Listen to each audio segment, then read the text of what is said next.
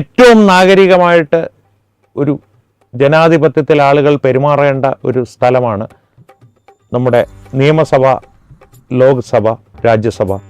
ഈ പറഞ്ഞതിന് വേറൊരർത്ഥമില്ലേ?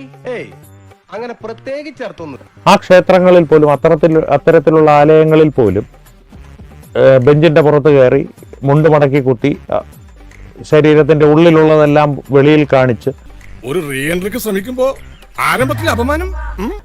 താണ്ഡവമാടിയ ആളുകളുള്ള പാർട്ടിയാണ് കമ്മ്യൂണിസ്റ്റ് പാർട്ടി. അതുകൊണ്ട് അവരെ സംബന്ധിച്ച് ഈ നാഗരികമായിട്ടുള്ള പെരുമാറ്റം അതെല്ലാം മാമൂലുകളാണ്, അതിനെയെല്ലാം പൊളിച്ചെഴുതേണ്ടതാണ് എന്നുള്ളതാണ് അവരുടെ ഒരു പൊതുവായ രീതി.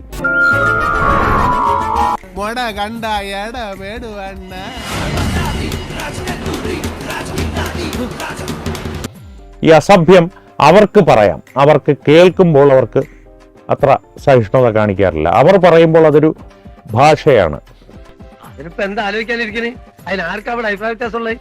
ജോൺ ബ്രിട്ടാസ് എംപിയുടെ കാര്യം പറഞ്ഞു കഴിഞ്ഞാൽ അദ്ദേഹത്തെക്കുറിച്ച് നല്ല മതിപ്പാണ്.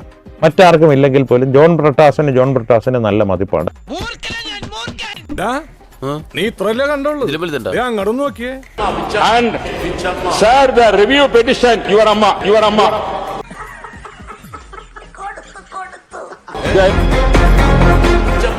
And sir, the review petition, your amma. ഇങ്ങനെയുള്ള സന്ദർഭങ്ങളിലാണ് നമ്മൾ സ്വയം നിയന്ത്രിക്കേണ്ടത്. Self control. ഓഹോ, നീ സ്വയം നിയന്ത്രിച്ചു നിന്നതല്ലേ? ഇങ്ങനെ മിണ്ടാൻ പറ്റാതെ നിൽക്കുന്നതിന് ഞങ്ങളുടെ നാട്ടിൽ എന്താ പറയാന്നറിയോ? അണ്ണാക്കിലെ പിരിവെട്ടി. ഇത് ഈ ജന്മം ശരിയാവില്ല, കഷ്ടം. ഇതിനാണ് കിട്ടിയോ ഇല്ല ചോദിച്ചു വാങ്ങി എന്ന് കൃത്യമായിട്ട് പറയുന്നത്. പിന്നെ ഒരു കാര്യം ചെയ്യാം, രാവിലെ വരാം.